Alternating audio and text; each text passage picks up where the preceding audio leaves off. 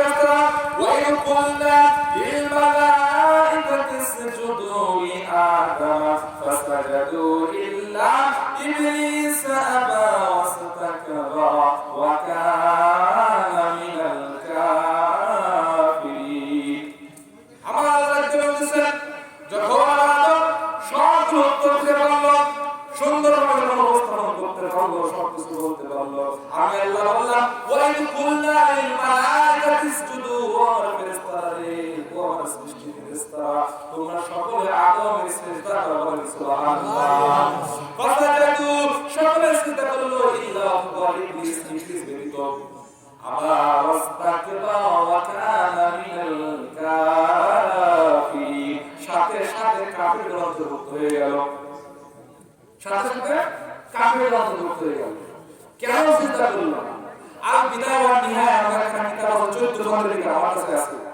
ওই কিতাবের প্রথম খণ্ডের ভিতরে উল্লেখিত রয়েছে ইবলিস ডাকতে বলতেছে আল্লাহ আমি হলাম আগুনের তৈরি, আর আদম হলো মাটির তৈরি, আমি আগুন মাটিতে জ্বালাইতে পারি, আগুন হিট করে দেয় না, আমি মাটিতে জ্বালাইতে পারি, তাহলে কেন আমরা সিজদা করব? এমন কিন্তু ইবলিস এইটা বুঝতে পারে নাই যে যদি মাটি না থাকতো আগুন কোন যেত, যদি মাটি না থাকতো আগুন কোন যেত, আসলে কোনো জায়গা নেই। আল্লাহ রাব্বুল বলেন এ আদম জান্নাতের ভিতরে বসবাস করো। এমন সময় ইবলিস ডাক দিয়ে বলতেছেন আল্লাহ তোমার ইবাদত করলাম 70,000 বছর, এই ইবাদতের বিনিময়ে আমি কিছু পাবো না, আল্লাহ কিছু দেবা না। আল্লাহ যখন দাবি করলেন মহান আল্লাহ রাব্বুল আলামিন বলেন ও ইবলিস তুমি কি চাও? ইবলিস ডাক দিয়ে বলতেছেন আল্লাহ যার কারণে আজকে আমি জান্নাত থেকে বিতাড়িত হলাম, যার কারণে আজকে আমি অভিশপ্ত শয়তান হয়ে গেলাম, আবার তাকবার ওয়া কানা মিনাল কাফিরিন আমাকে কাফির বলে অপমানিত করে দিলেন। আল্লাহ আমি রাব্বুল আলামিন কিয়ামত পর্যন্ত তোমার কাছে হায়াত চাই, কিয়ামত পর্যন্ত তোমার কাছে হায়াত চাই। এগুলো কিন্তু কাহিনী না, এগুলো এক কোন কাছে করছে। এ আল্লাহ তোমার কাছে কিয়ামত পর্যন্ত হায়াত চাই। আল্লাহ রাব্বুল আলামিন বলেন যাও দিয়া আল্লাহ একটা নিশ্চয় সেটা কি? সেটা হলো আমি আদম সন্তানের শেয়ার বসার ভিতর দিয়ে সারা পৃথিবীর ভিতরে সেকেন্ডের ভিতরে ঘুরতে পারবো, এমন একটা সুযোগ তুমি দিয়ে দাও। আল্লাহ বলেন যাও দিয়া বললাম একটা রাস্তা করে একটা হলো কোনো স্বপ্ন মানুষ আমাকে আঘাত দিতে পারে, কারণ আমি মানুষের ভিতরে গন্ডগোল লাগাই দেবো, মানুষের ভিতরে ফাসাদ লাগাই দেবো, মানুষের ভিতরে খুন খারাপ সৃষ্টি করে দেবো, যোগ তারা আমাকে দেখতে পারে আস্ত রাখবে। শয়তান আমাদের মধ্যে যেমন মানবের ফাসাদ সৃষ্টি করে, যদি কোনো মানুষ দেখতে পারে ওকে আস্ত রাখবে, আস্ত রাখতে পারবে। আমার আল্লাহ বলেন যাও দিয়া তারপর আদম আলাইহিস সালাম আদম আলাইহিস সালামকে জান্নাতের ভিতরে পাঠিয়ে দেওয়া হলো।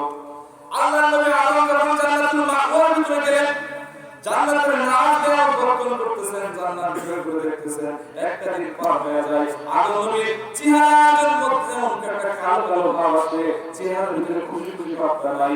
এমন সময় বিকাল হয়ে গেল, আদম নবী জান্নাতের একটা গাছের নিচে ঘুমিয়ে গেলেন। ঘুমিয়ে যাওয়ার সাথে সাথে আল্লাহ রাব্বুল আলামিন ডাকতে বললেন জিবরাইল আমার বন্ধু আমার চেহারাটা কেন কালো, আমার বন্ধু আমার চেহারাটার ভিতরে কেন মলিনতা আসতেছে, তুমি যাও আর ঘুমায় আছে, আমার বুকের বাম বগল থেকে একটা হাড্ডি বের করো, ওই হাড্ডি দিয়ে আরেকটা নারী বানাও, যার নাম হলো হাওয়া আলাইহিস সালাম। সুবহানাল্লাহ। আদম আলাইহিস সালাম ঘুম থেকে যখন উঠছেন দেখতেছেন বিরাট সুন্দর এক মহিলা। এখন আদম ডাকতে বলতেছেন যে এরকম আকৃতি তো আমি না কেউ নেই, এখন কিন্তু আরেকজনের বয়স কম হয়ে না। আদম ডাকতে বলতেছেন আল্লাহ আমার মতন দেখতে এটা আবার কে?